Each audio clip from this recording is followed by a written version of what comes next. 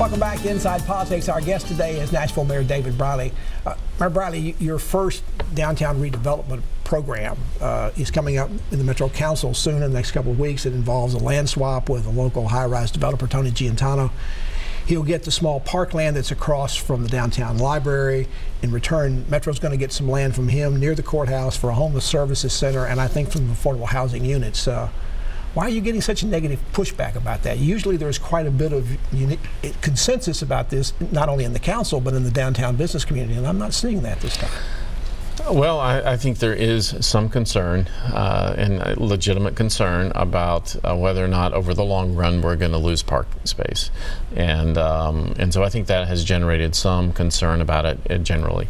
But I'm committed to making sure we don't lose any park space, and this transaction is not going to result in any loss of open space. It's your feeling that the park across from the library has just never really functioned well as a park, primarily because it's usually also been the homeless service center. At least that's where they have congregated, particularly before the library opens in the morning. Right. Well, it just has not worked out like we wanted. I mean, we made a significant investment as a city.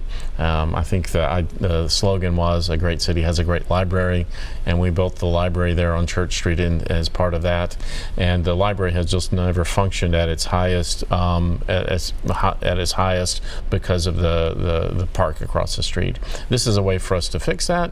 But you know, we're also committed at the same time to helping our friends and neighbors who are homeless by building 100 units of permanent supportive housing, because we know that it's not one or the other, it's both. We got to do both. Would you have been better off had you had a more open RFP effort?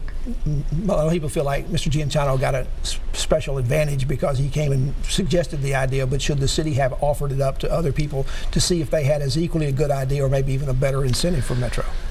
Well, I announced this in the state of Metro some months ago, and have been willing and ready to hear other offers since then, and have not had any.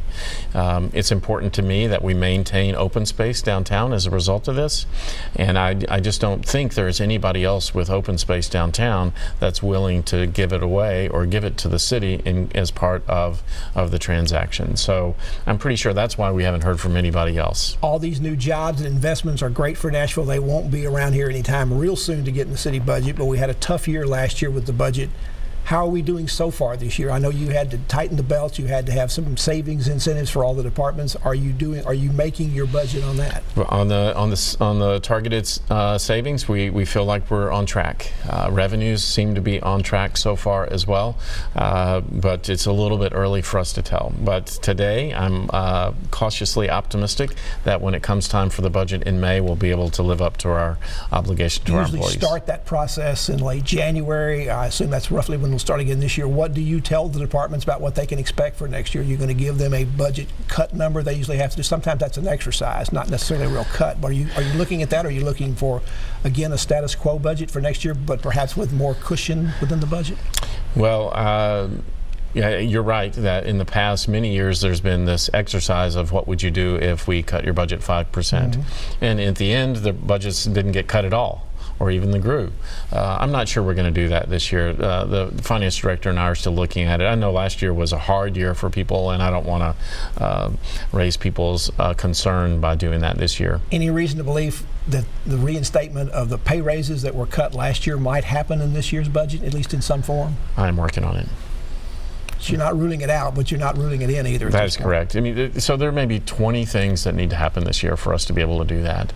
I feel like we've marked 5 or 6 of them off the list already successfully, but we still have quite a long list of things to accomplish. This may be a school budget issue, but there was money, or property that was going to have to be sold in order to balance the school budget. I think about $13 million. Well, none of that land has been sold. There was a fight about which properties ought to be done. Do you have a problem balancing the budget just because of that $13 million hole? We'll get that done.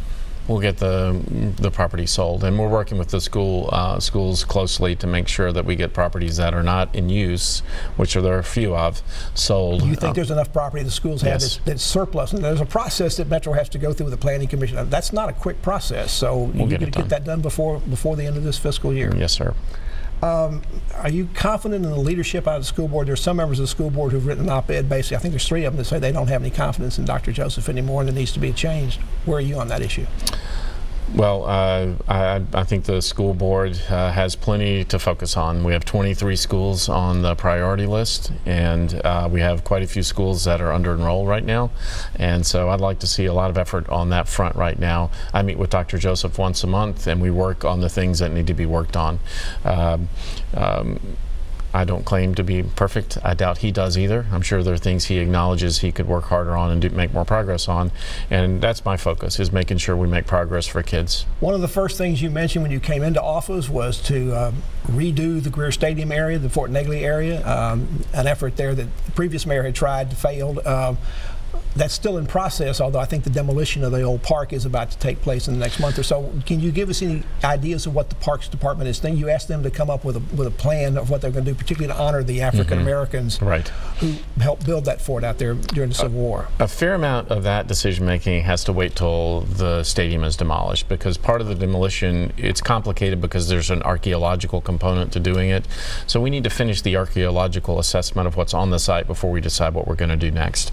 So I'm actually going out to Kix Brooks' house here in the near future. He has committed as a friend of Fort Negley to try and raise some money for the park, and I'm helping him in that effort. Mayor Briley, thank you so much for coming in. It's been a great week for you. I'm sure you hope all the weeks are like this. I'll take it. And thank you for joining us on Inside Politics. Hope you'll be back here again for a future show. If you can't get enough politics in the meantime, go to the News Channel 5 website. You'll find my Capitol View commentary there. There's a new commentary posted every Friday afternoon. Enjoy the rest of your weekend, and we'll see you back here next time. Goodbye.